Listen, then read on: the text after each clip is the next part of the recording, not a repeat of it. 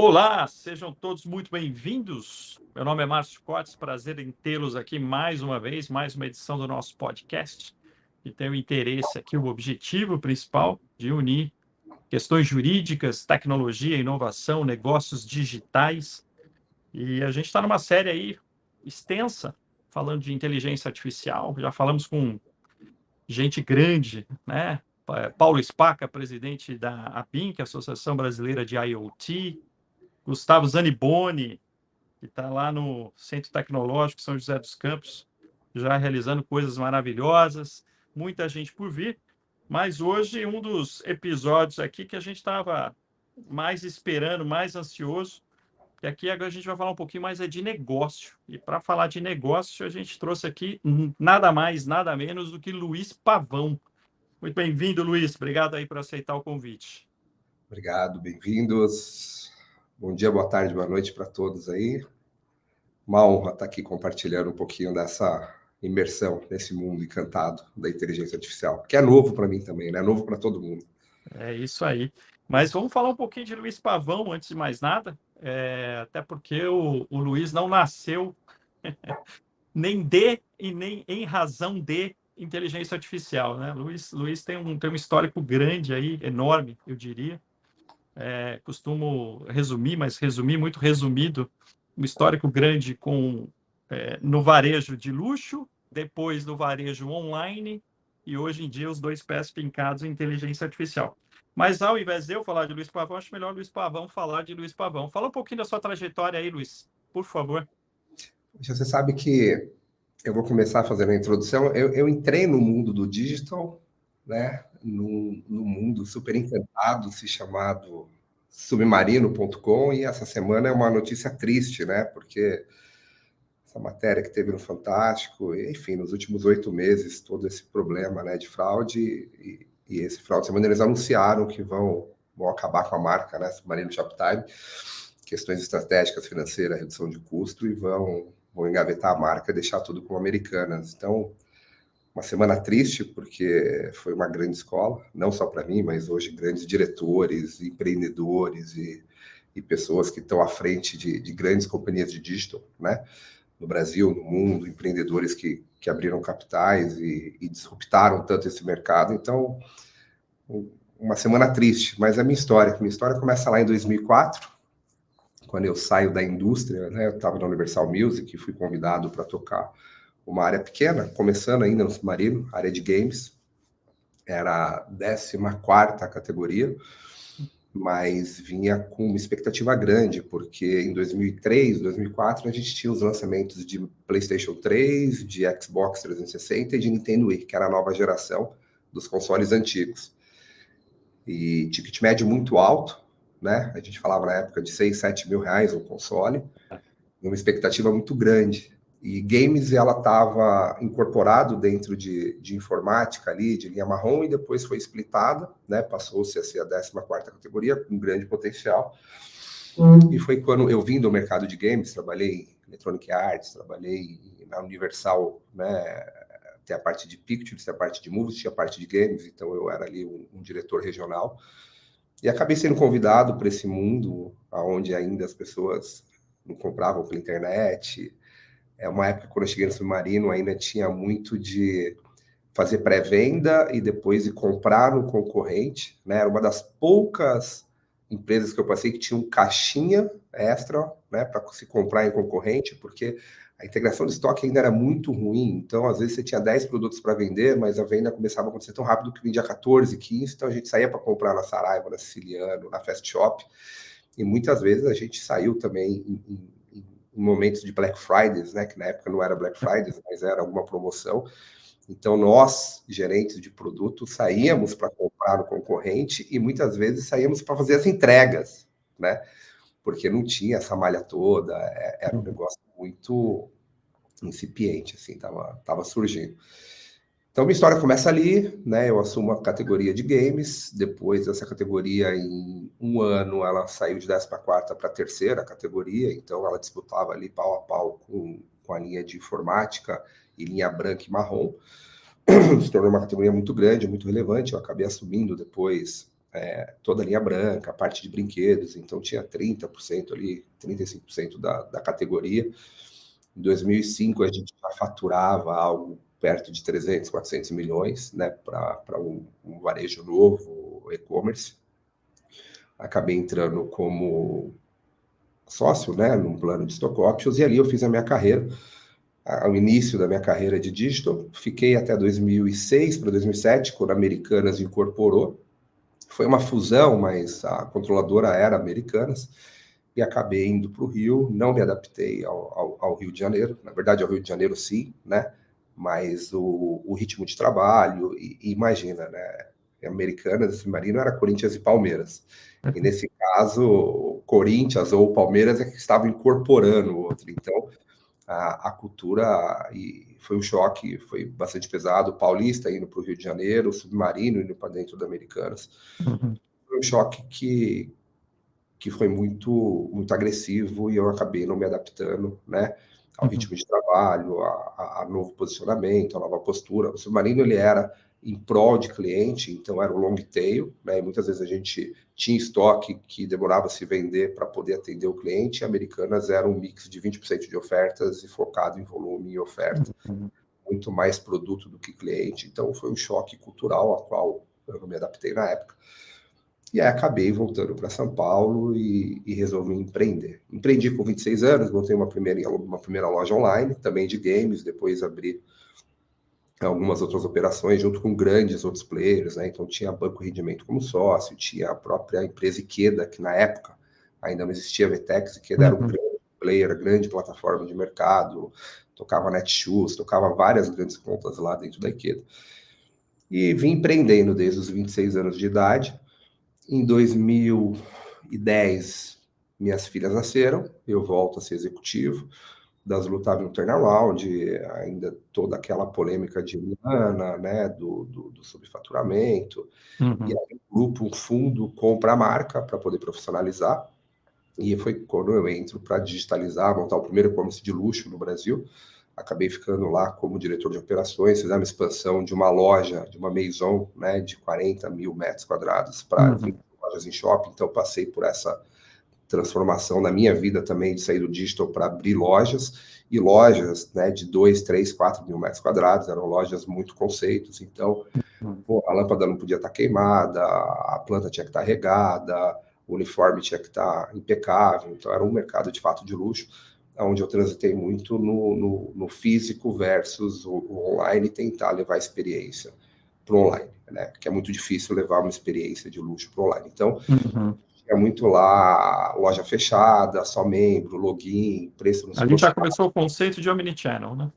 Um conceito de omnichannel dentro do varejo de luxo, né? Que tem uns detalhes que são assim, na verdade, os detalhes é que fazem a diferença, né? O que leva uma camiseta da Hering, da Reserva ou da Daslu ser vendida de R$90 a R$999, tecido quase não tem diferença, mas o que você entrega de experiência, de marca, de história ali é o que se faz diferença. Então, aprendi muito sobre os detalhes, e eu vinha de um mercado que era varejo puro, né?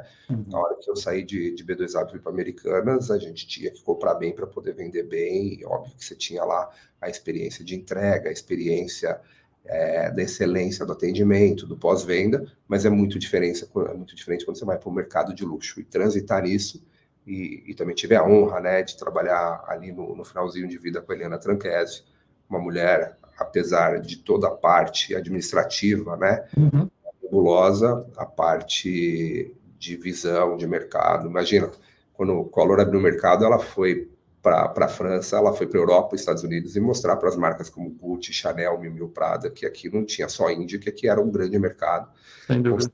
A exclusividade dessas marcas, e por muitos anos ela foi uma das maiores vendedoras de Louis Vuitton, de marcas como Gucci. Então, pude aprender muito, né, com a visão dela de experiência, de cliente, de posicionamento e de encantamento. Em 2012, final de 2012, encontro uma figura chamada Kai Shopping, alemão, né, que estava saindo do Brands Club, e me convida para um projeto bastante encantador, a disrupção, a digitalização da indústria. Aquele mercado ali entre 2010 e 2012, a indústria vinha se transformando em varejo e estava fazendo suas primeiras, a gente chama de direct to consumer, né? Então, você não tinha e-commerces das marcas, Samsung, Nike, Sony, na época muito forte, LG, eles não tinham a menor pretensão de vender direto ao consumidor, porque conflitava canal, e eles tinham ali um conflito e uma barreira, né, muito grande dos próprios players. Então, imagina que uma B2W falava assim para a Sony: se você for vender direto no seu e-commerce, eu paro de colocar pedido. Então, isso foi superado, né, até 2013. Aí todas as grandes marcas passaram a vender direto ao consumidor e iniciaram por digital. Hoje já tem flagships, hoje o modelo da Apple, né, onde você vê lojas da Samsung, lojas flagship da LG, lojas de grandes marcas. Ali atrás não existia, começou pelo digital. E a gente viu na verdade, o Caio é o idealizador desse projeto, né? Ele viu ele teve uma visão de que, pô, esses caras vão vir para o digital e não vão ter estruturas para o gameplay, porque não é o core deles. O que eles fazem é movimentar pallets, é movimentar o atacado, e a gente acabou sendo muito feliz, né? Acertamos aí a visão.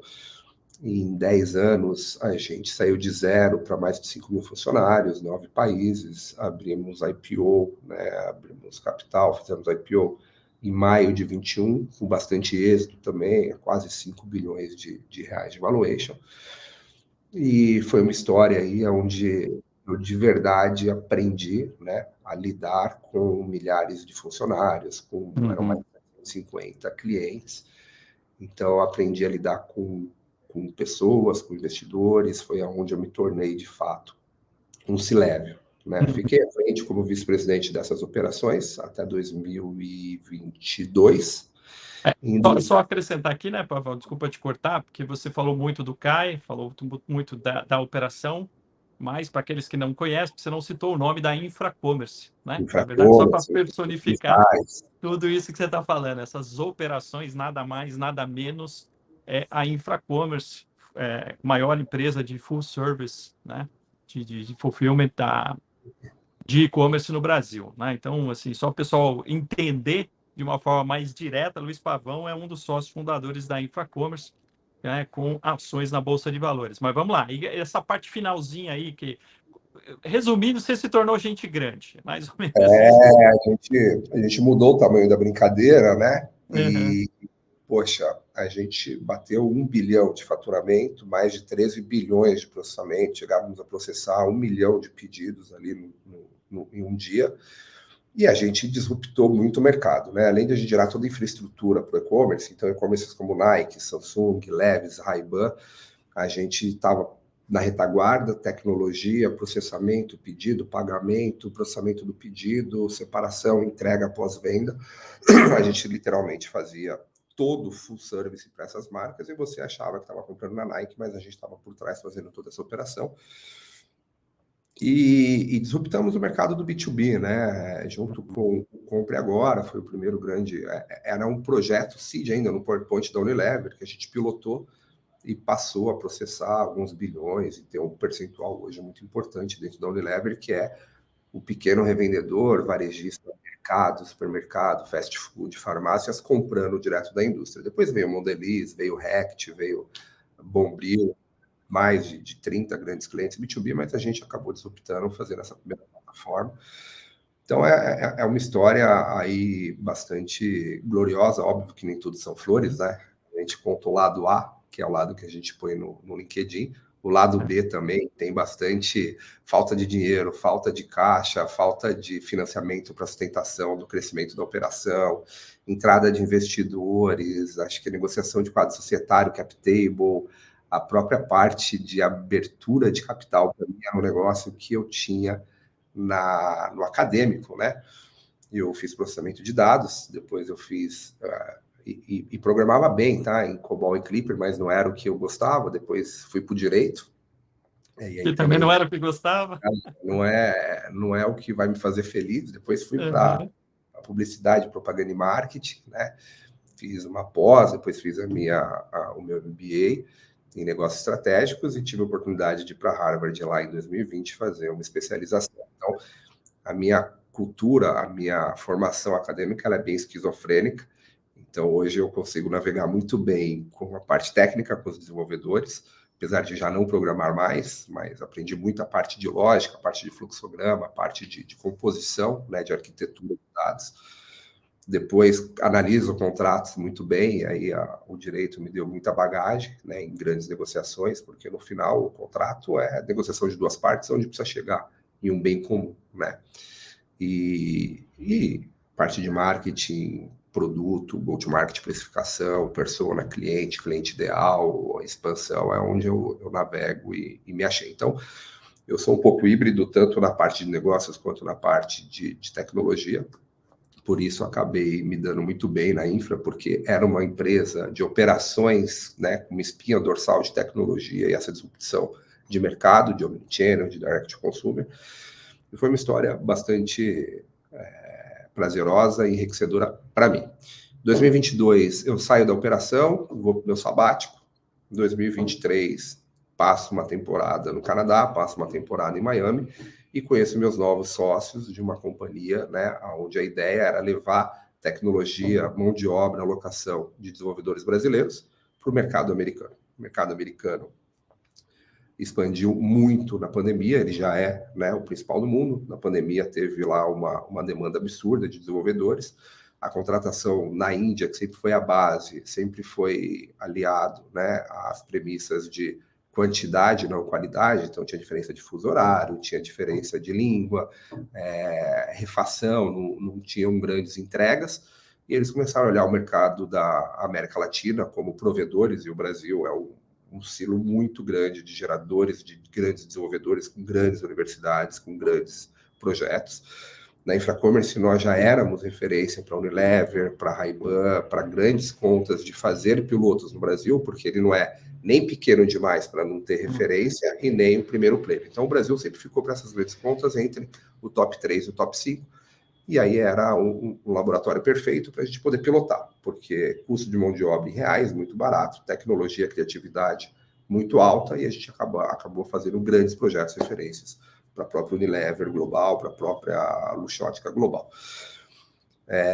Dito isso, com demanda pagando em dólar e com disponibilidade de mão de obra no Brasil para poder exportar, e muita proficiência em inglês, principalmente nos desenvolvedores, porque os códigos já são todos em inglês, a gente começou a montar essa empresa para prestar serviço de mão de obra, projetos, alocação body shop para os Estados Unidos. E nessa, né, começa de novo toda aquela vida de empreendedor. Decide a marca, registra a marca, decide o cliente, monta equipe, estuda mercado, faz o lançamento e a gente vai se ajustando. Isso aconteceu em meados de 2023, mas ali no segundo semestre. E nessa de irmos ao mercado para fornecer essa mão de obra, né, brasileira, a gente começa a ouvir muito sobre inteligência artificial, coisas que nos últimos 2 anos vem cada vez mais se falando. O GPT, ele ampliou e deu muita visibilidade. Né, muita visibilidade. E aí, cada vez mais, a gente vinha ouvindo isso na ponta, que, porra, imagina, você sentava para falar de tecnologia e todos os C-Levels já estavam falando, não, mas eu tenho um budget para inteligência artificial, eu tenho uma meta de inteligência artificial, eu tenho uma necessidade de inteligência artificial, mas ninguém sabia exatamente o que queria. Uhum. Voltei para o Brasil, comecei a maturar e ruminar essa coisa de inteligência artificial, comecei a me aprofundar, né? Encontramos um sócio brasileiro, bastante, até uma figura quase que pública, né? O Sami Dana, da Jovem Pan. E o Sami, até então, eu tinha uma visibilidade de economista, de colunista, né? CNN, Globo, Jovem Pan, apresentador, e acabei conhecendo o lado técnico dele, né? Um early adopter, assim, exímio modelador de engenharia matemática, e que já tinha feito vários projetos de otimização, de maximização, de minimização, né? Então, minimizar churn, maximizar a venda, otimizar estoque, precificação, predição. E aí convidamos ele para vir a integrar essa empresa, montamos uma business unit para inteligência artificial, onde todo o desenvolvimento de produtos está no Brasil, né? E tem uma equipe que vai revender isso nos Estados Unidos. Então, estamos nessa fase agora de muita imersão, de muito diagnóstico, de muita troca, né, com o mercado, entendendo as dores para poder prover soluções em otimização, em ganho de produtividade, experiência de cliente, em segurança, em predição. Acho que, resumindo aí os últimos 15 anos da minha vida, acho que é isso, né? É de executivo, empreendedor de pequenas contas, uma empresa IPO e agora startup de novo. Mas, óbvio, é muito diferente quando você faz uma startup com 20 anos de experiência, com network, passando por tantas lições aprendidas, né? Mas, no final, eu brinco que startar depois de uma história dessa, por mais que você acelere alguns caminhos, você não tem como pular. Então, a gente está com aquele frio na barriga, aquele começo de novo, mas já começamos muito maiores. Aí, e a ideia hoje Maior experiência, histórico, relacionamento, né? Acho que é um outro campeonato, né? SpaceX também é uma startup, né? Até então, então isso é relativo, né? Então é um outro nível de startup.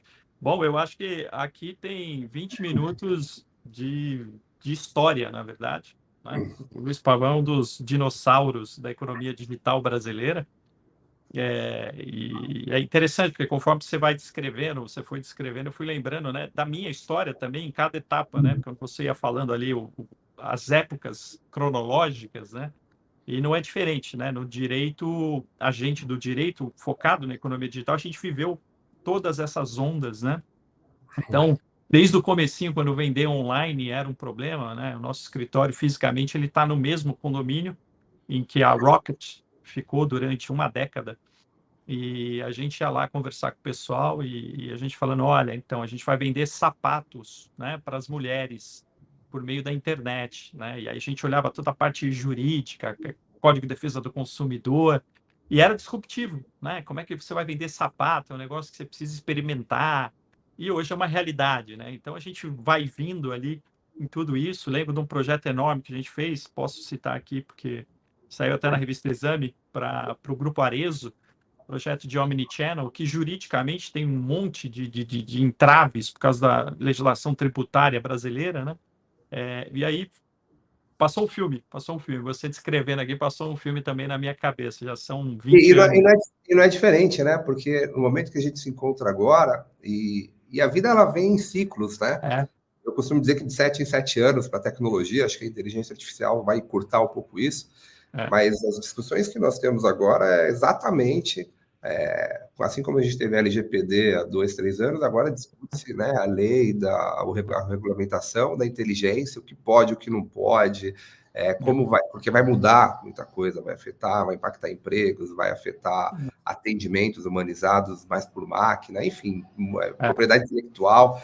Então, de novo, é uma discussão, e aí, já entrando nesse primeiro ponto, eu fiz direito, né, e por muito tempo jurídico da Infracommerce, mas o que eu sempre falo é que quando você vai fazer a disrupção, vai disruptar algum segmento, a gente vai ouvir todos os advogados colocando todas as restrições, mas em nenhum momento a gente vai deixar de fazer por isso, até porque primeiro a gente faz a disrupção, né?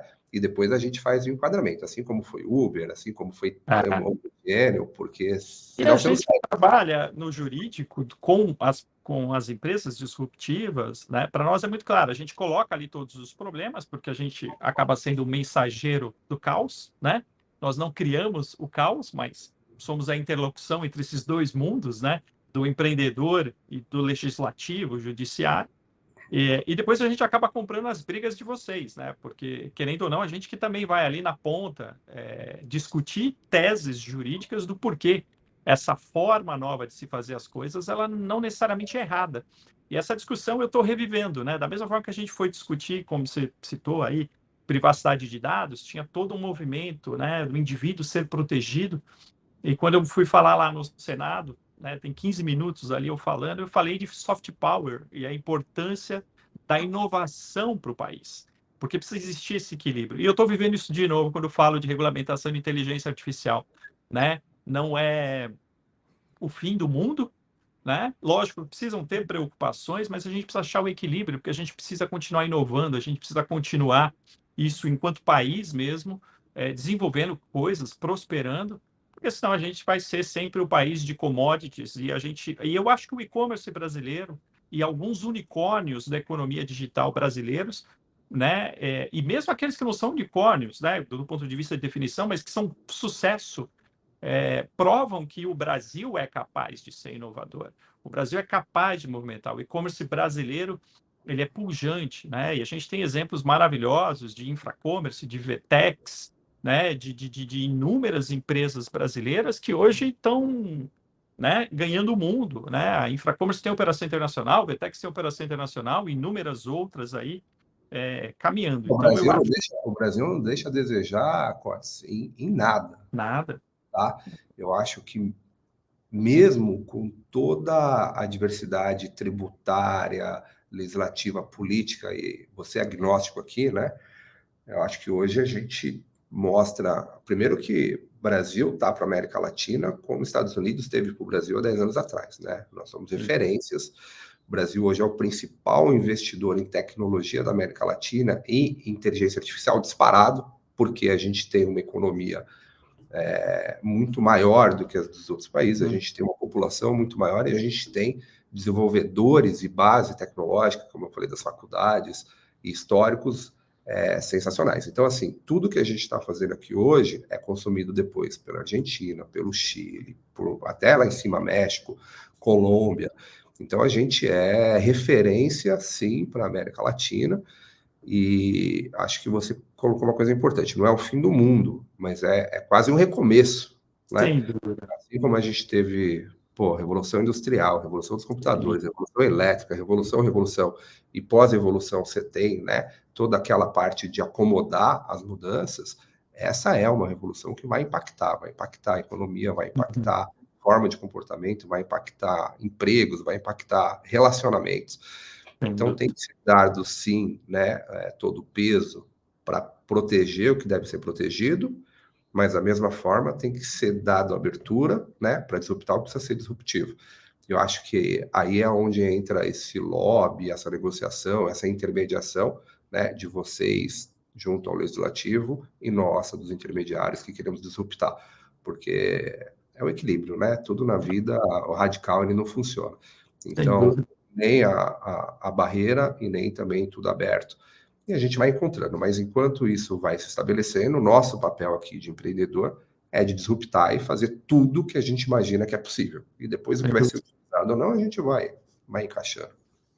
A própria regulamentação europeia, ela começa, né, dentro do padrão que foi criado com classificação de risco, justamente para já fazer essa distinção que você acabou de falar, né? Aquilo que realmente não dá para fazer, porque é um nível de risco que não dá para aceitar, e graduações de riscos, onde você vai tentando acertar e mitigar risco. Na verdade, a partir do momento que a gente acordou, a gente está em risco. A atividade empresarial é um risco.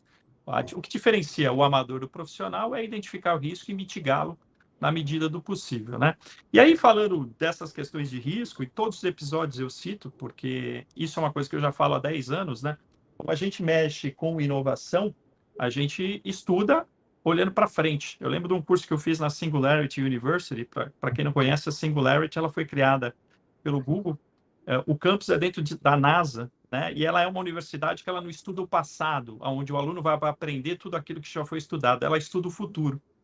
E ali no núcleo jurídico, que é até encabeçado pelo professor Zitran, do Berkman Center de Harvard, a gente ali mapeou quais seriam os tsunamis, né, que iriam impactar o jurídico, a sociedade, né?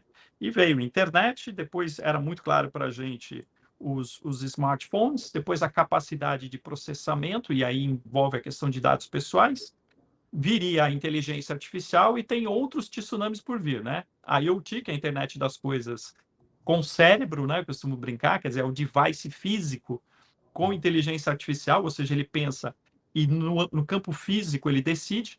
Depois, aí vem o que eu nem chamo de tsunami, aí já é hecatombe, que é computação quântica. Aí a gente vai ter que se reinventar, eu não sei o que vai ser. Mas isso aí vai. Espero que demore um pouquinho também, porque está tudo muito acelerado, estou começando a ficar assustado. Mas vamos primeiro viver agora o momento, e o momento é a inteligência artificial.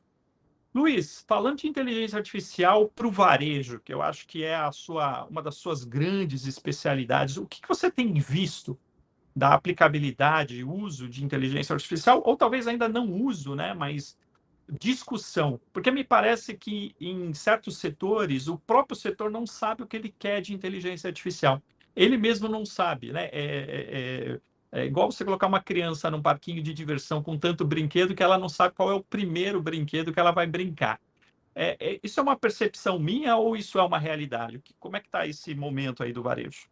Não, isso é uma realidade e assim sempre foi na história, né? Acho que tem a passagem do Ford, que se ele perguntasse para os clientes o que ele queria, teríamos feito um cavalo com duas rodas e não o primeiro Ford T.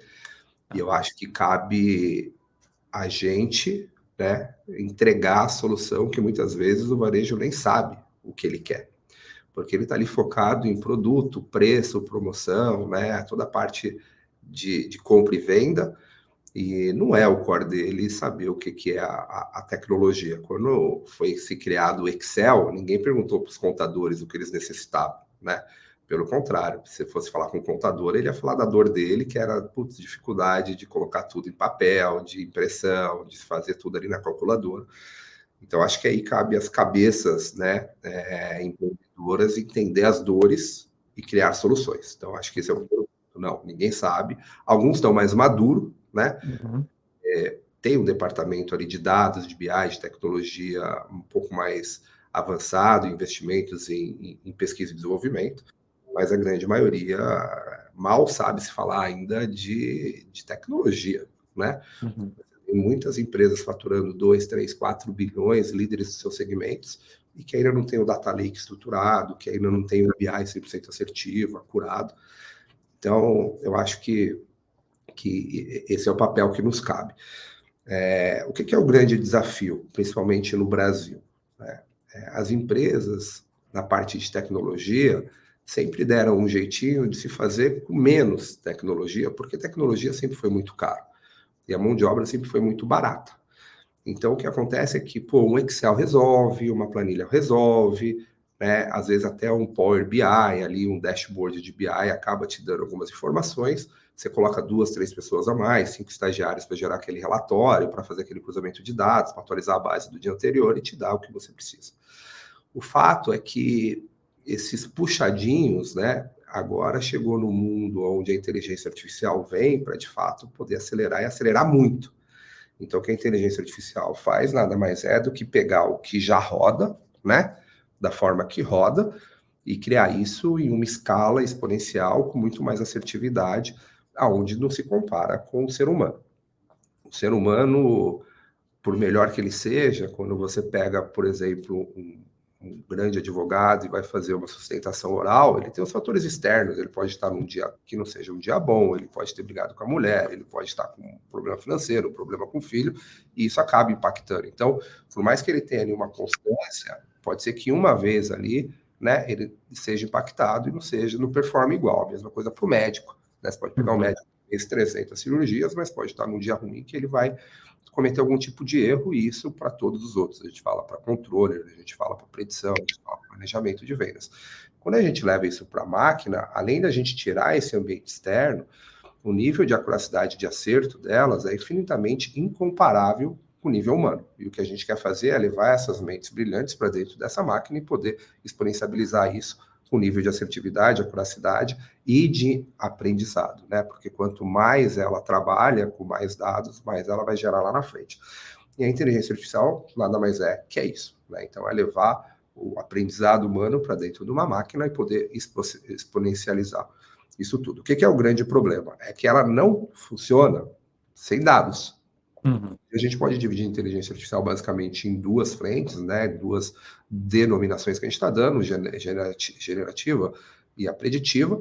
E tanto a generativa, que em cima de dados atuais existentes, ela cria um novo dado, um novo conteúdo. Então, eu imputo para ela músicas, vídeos, trechos, e ela me dá uma nova música, ela me dá um novo roteiro, ela me dá um novo poesia, uma nova escrita, uma nova apresentação. Isso é generativo. Em cima de dados existentes, a gente cria um novo conteúdo.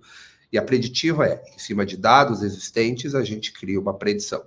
Então, em cima de dados históricos de cliente, de churn, de crédito, de risco, de compra, de venda, de devolução, a gente cria uma predição futura do que deve acontecer. Então, seja ela preditiva, seja ela generativa, a base é dados. E as empresas hoje no Brasil não estão estruturadas para dados.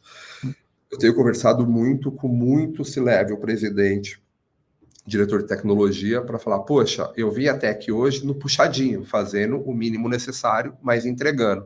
E agora?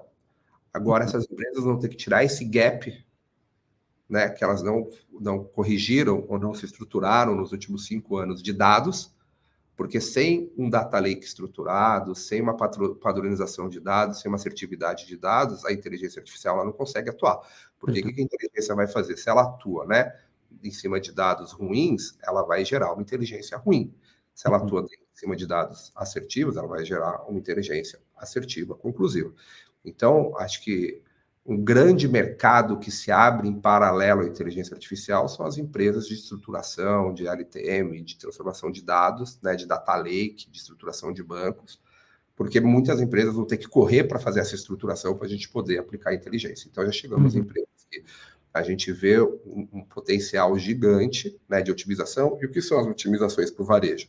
As otimizações, primeiro, atendimento.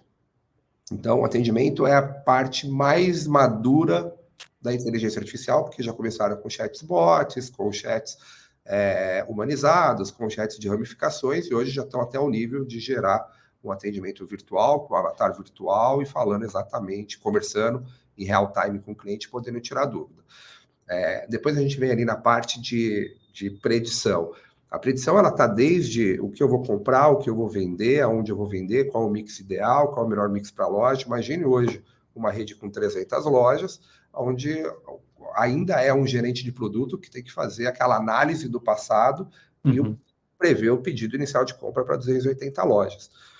O nível que ele tem de erro disso, porque no Brasil você tem norte e nordeste que está sol, que tem as pessoas de estatura mais baixa e que calça 38, você tem no sul mais frio, as pessoas com estatura de 1,80 m e que calçam 42. Você não pode abastecer o mesmo, né, ainda que seja de uma mesma marca, para 2 lojas em pontos distintos.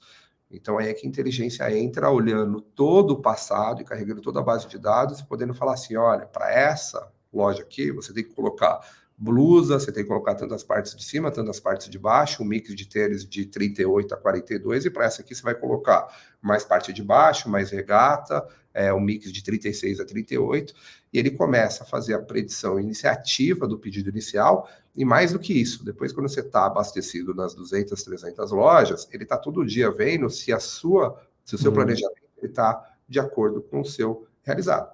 Porque hoje, como é que funciona? Por exemplo, uma coleção de moda, fashion, essa parte de acessórios. Você tem primavera, verão, você tem inverno e alto inverno, você abastece a loja e você fica esperando vender.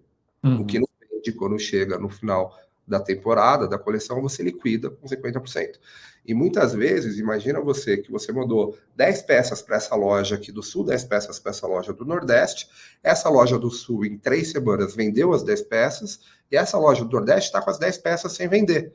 E aí fica esse cara perdendo venda por 3 meses, né, esperando a nova coleção, e fica esse cara abastecido por 3 meses esperando a liquidação para vender a 50%, sendo que ele já poderia transferir essas 10 para esse cara e vender em full price, esse cara não perder e esse cara já trocar coleção. Então, essa é uma das formas de gestão de estoque, predição assertiva de estoque ideal. Depois você vai para dentro de operação logística, então toda a parte de armazenamento, né? Eu já sei o que eu vou vender, eu já tenho o meu forecast de venda, só que hoje eu abasteço o meu warehouse desconectado disso. Então, poxa, se eu já sei o que vai vender, por que eu não armazeno o mono item na frente, o item que sai mais que outro item, juntos, um perto do outro, que vai sair primeiro mais perto do checkout? Porque o grande custo hoje da operação logística, ela tem um tripé, né? Você tem sistema, você tem pessoas e você tem espaço. As pessoas custam 40% do seu DRE, ali, da sua composição de negócio, de custo. Se você consegue otimizar isso, você está falando de impactar 40% do seu custo. Então, se você 30%, você está falando de 12% direto em EBITDA na veia. Aí os C-levels, os presidentes me perguntam, poxa, mas o que vai acontecer se eu não entrar, né, nesse negócio?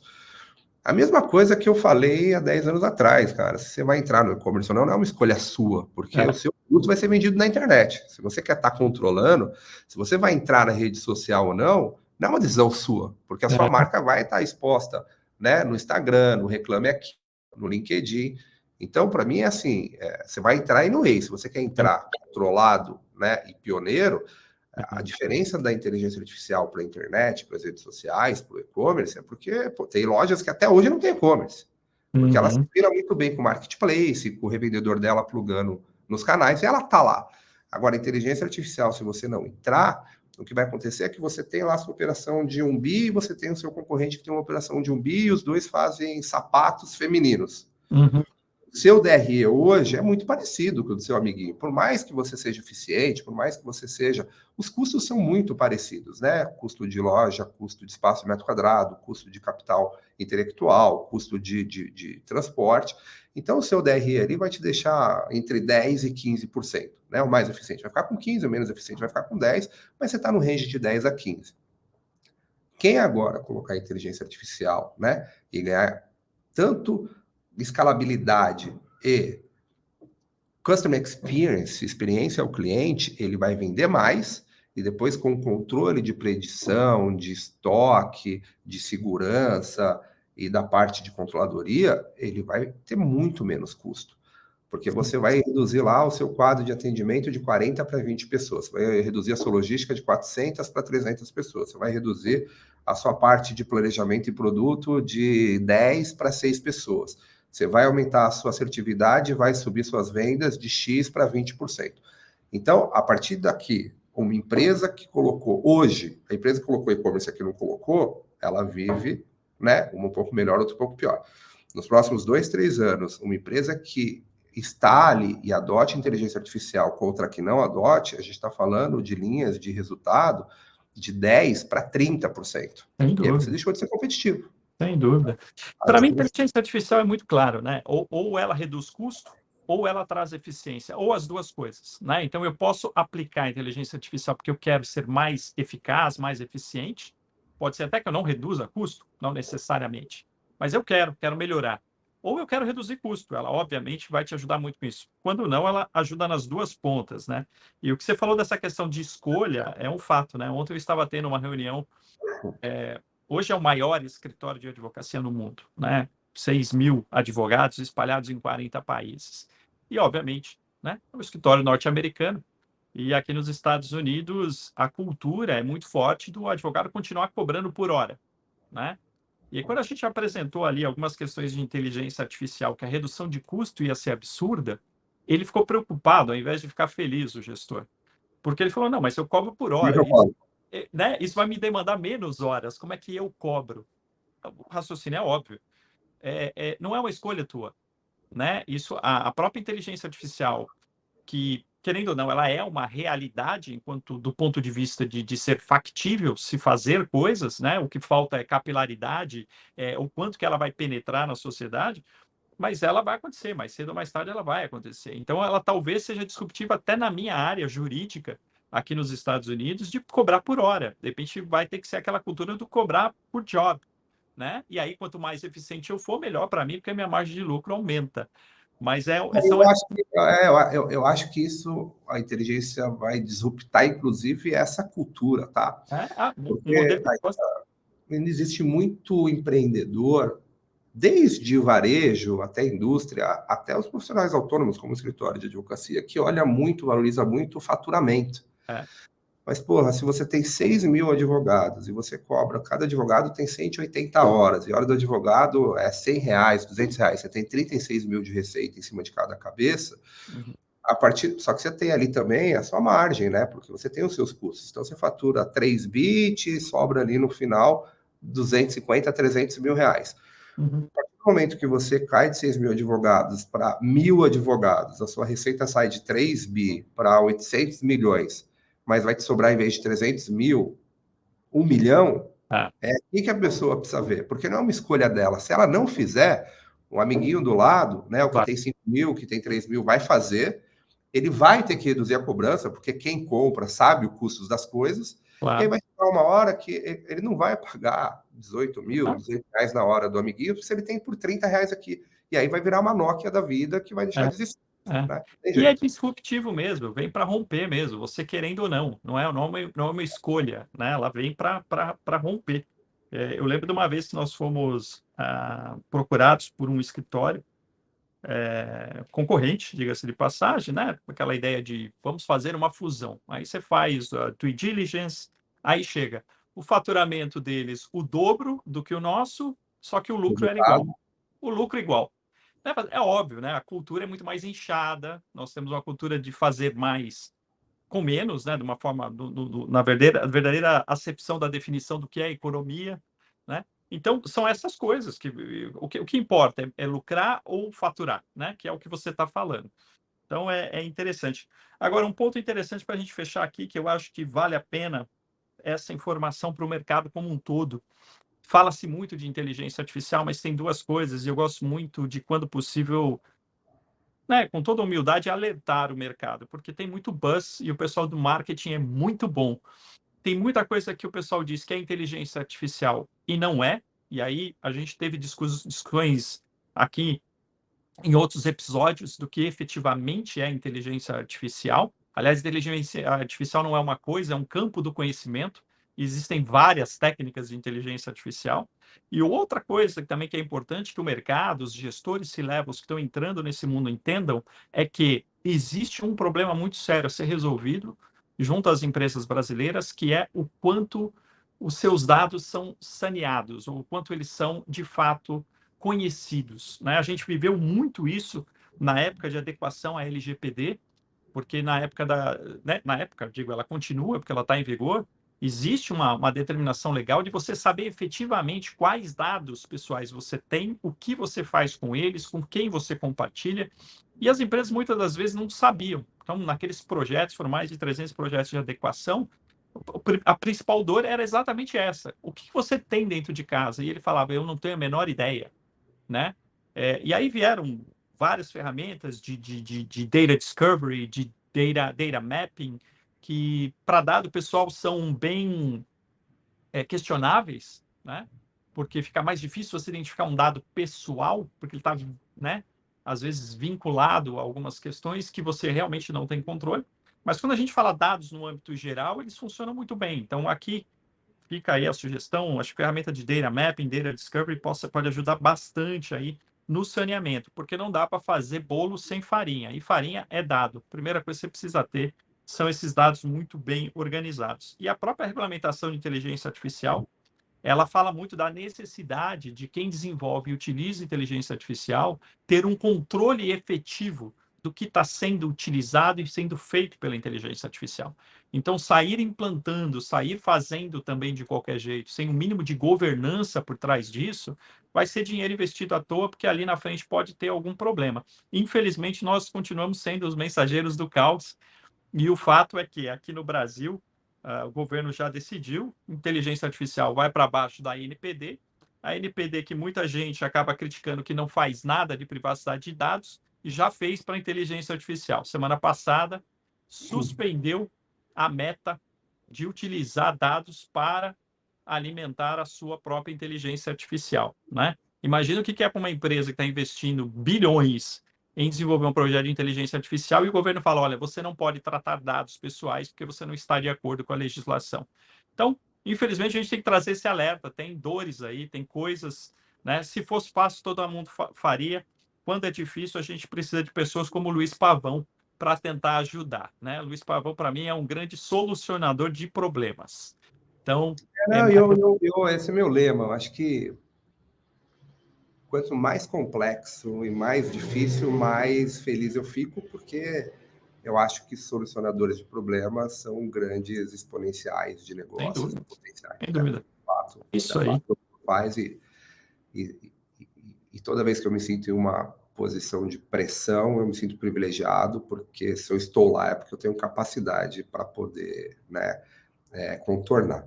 Eu acho que os grandes desafios, Cotes, acho que a gente tem um desafio de estruturação de dados, fato, as empresas vão ter que correr para poder corrigir esse gap, porque sem dados a inteligência artificial ela não existe. A gente tem um segundo grande desafio, que é mão de obra especializada. Uma coisa o Brasil é um grande polo de desenvolvedores web, desenvolvedores PHP, Java, React, VB e tudo isso que nos últimos 10, 15 anos a gente evoluiu, mas a inteligência artificial, ela tem uma parte técnica muito mais de modelagem, matemática, estatística, né, para você poder fazer a predição e a utilização melhor dos dados. Óbvio, a gente já tem inteligência artificial aplicada em muitas coisas hoje. Então, na Netflix, que a gente assiste a recomendação que é feita, no Waze, que traça o melhor trajeto para você, no iFood, que recomenda o melhor prato, com base daquilo que você viu. Sites jornalísticos, já até com geração de conteúdo automático, aula que você faz por pergunta e resposta, enfim.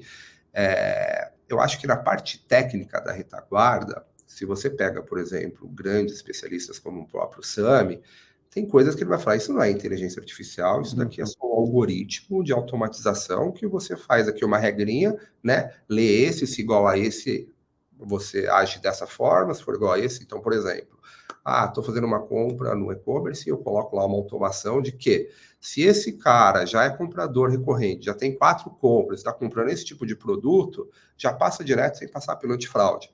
Isso não é uma inteligência artificial, isso é uma automatização, né? Para quem é usuário, para quem é marqueteiro, vai ser vendido como uma inteligência artificial que ela está interpretando ali alguma coisa automaticamente. Para quem vem na retaguarda como um gênio, um crânio especialista, vai falar, não, isso é só uma automatização simples. Uma inteligência artificial, ela tem que ser alimentada por dados, tomar a própria decisão e melhorando. Mas independente do que se vende tecnicamente, do que se vende marqueteiramente, de como o técnico ele nomeia isso, o importante é o que ele ganha de escalabilidade para você. Qual a dor que ele resolve, né? Se quer chegar no cerne da discussão se é inteligência artificial ou se é uma automatização, cara, é a mesma coisa de falar, é um omnichannel ou uma integração de canais, né? Eu acho que o nome é o menos importante aqui. Eu acho que o importante é assim, seja qual o tamanho da sua empresa, né? Então, desde, por exemplo, um consultório de uma especialista em dermatologista, ela vai precisar ter ali alguma coisa na retaguarda que olha qual é a previsibilidade, a recorrência, a frequência dos clientes dela, o momento certo, agora ela está no momento de refazer um botox, agora ela está no momento de fazer um preenchimento, agora ela está no momento de fazer uma limpeza de dentes. Agora, isso tudo, né, que é o famoso CRM, hoje com inteligência artificial, se ela não tiver dados, se ela tiver, por exemplo, ainda naquela era de anotar no notes dela, no calendário dela, ou com o assistente dela fazendo, ela vai perder muito, porque a inteligência vai levar todos esses clientes para quem já está atuando. Se você é um medium, ou se você é um enterprise gigante, quanto mais você aplicar isso, né, quando você aplica isso no escritório de advocacia, no escritório de dermatologia, você tem o ganho ali exponencial de 10% sobre o faturamento limitado de 1 milhão, 2 milhões, 3 milhões ano. Quando você aplica isso numa companhia de 5, 10, 15 bilhões, você vai ter 10% sobre isso. Então, seja o cara muito pequeno, um cara médio, um cara grande, ele precisa se atualizar, ele precisa corrigir a base, ele precisa começar a preparar, padronizar dados, né, coisa que até então ele não tinha essa importância, para poder receber a inteligência artificial que ainda está sendo criada, né? A gente acredita que nos próximos 12 a 18 meses, mais de 3 mil soluções serão aplicadas para varejo, para operação, para jurídico, para RH, e se as pessoas não aproveitarem esse tempo para corrigir esse gap, elas vão ficar muito disposicionadas, correndo um grande risco do negócio dela sucumbir. Só um termômetro, né? Hoje mesmo eu tive acesso ao material da WIPO. WIPO é a Organização Mundial de Propriedade Intelectual, né? E eles fizeram um levantamento dos pedidos de patente, né, por país, né? Quem está dominando? China, com mais de 300 mil pedidos de patente de inteligência artificial. Então, assim, o que vai pipocar, né? Depois vem Estados Unidos, Índia, Coreia do Sul, né? Mas o que vai aparecer de solução de inteligência artificial e aquilo que não é inteligência artificial, mas, enfim, o que vai ajudar no sentido de fazer a coisa melhor ou mais barata, isso vai aumentar exponencialmente, absurdamente, Acho que o desafio do empresário é separar o joio do trigo, e para isso só com muita informação. Por isso que a gente está aqui, nosso papel é trazer informação, por isso que te agradeço, Luiz, por tanta informação, trazer aqui um pouco das experiências que você está tendo. Desejo infinitamente mais sucesso na empreitada com a Fresh Coats, né? O Luiz falou muito de pessoas aqui, mas você vê que às vezes a ideia não é o marketing, a ideia é a informação. O nome da empresa acabou ficando, é a Fresh Coats. Acho que vale a pena todo mundo aí se inteirar desse projeto extremamente interessante, pelas pessoas interessantes que estão por trás, né? O próprio Luiz, o Samidama, entre outras que estão ali e que estão fazendo coisas que fazem sentido, não é só uma questão de marketing por si só, são aquelas que, do ponto de vista pragmático, traz efetivamente resultado para aquilo que é relevante. Então, te agradeço, Luiz, suas últimas considerações aqui, antes que a gente encerre esse episódio, por favor. Eu que agradeço a oportunidade, acho que trocar conhecimento, experiência e doutrinar ou ajudar a fazer o pavimento de um novo segmento, para mim, é uma dos maiores prazeres, né, que me motiva. Eu acho que antes de fechar, tem uma coisa importante que você comentou, né? Não falei da Fresh, não falei mais de pessoas, porque no final, pessoas é que fazem as empresas, né? As empresas não assinam contratos e não pegam a caneta. Mas é importante também, uma outra coisa que eu tenho visto muito é que existem muitos aventureiros, né? Startupeiros, como eu já fui há 10 anos atrás, e que tem muitos crânios. Mas a inteligência artificial, lembra que ela é baseada em dados. Então, quando você vai falar com uma companhia como uma Nike, como, enfim, né, uma Samsung, a gente vai receber os dados dessa companhia. Então, a gente vai receber o dado do cliente, a gente vai receber o dado de venda, a gente vai receber o dado estratégico, o dado de estoque. Então, tem um outro ponto que terão milhares de empresas startups, até com soluções boas, mas que não terão histórico, né, de credibilidade para poder entrar nessas companhias. Esse é um outro grande desafio. Então, o que eu acho que vai acabar acontecendo? Empresas como a Fresh Code, que traz Luiz Pavão, Sami, Fernando Gabas, entre outros fazedores, né, de mercado e que já com mais de 20 anos de credibilidade, vão acabar incorporando pequenas soluções desses caras para poder ser o validador disso. Então, isso também é um outro movimento que vai acabar. A gente já tem aí feiras de startups, a gente já tem pizza, a gente já foi no Parque de São José, já foi no Parque de São Carlos, e tem muita coisa sendo desenvolvida, mas, de fato, para os meninos de 20, 22 anos, que não conseguem ter a credibilidade para poder pegar um banco de dados de um grande player. Então, isso é um outro grande alerta que a gente já falava lá atrás, cuidado, fazer seu e-commerce com um desenvolvedor sobrinho, porque uma hora ele vai te tirar do ar, uma hora ele vai te pedir resgate, aqui muito mais, né? Então, isso é um grande desafio. E agradecer. Gente grande precisa ter governança por trás, né? Porque, querendo ou não, você está recebendo ali o tesouro, históricos, né? E tem um liability imenso. Então, ter governança e gente séria por trás, né? Não que os meninos de 20 que eu adoro, eu tenho 3 na minha equipe, e lá a gente faz até o que a gente chama de coaching invertido. Os meninos acabam dando coach para os mais velhos, porque eles têm muito para ensinar quando a gente fala de tecnologia.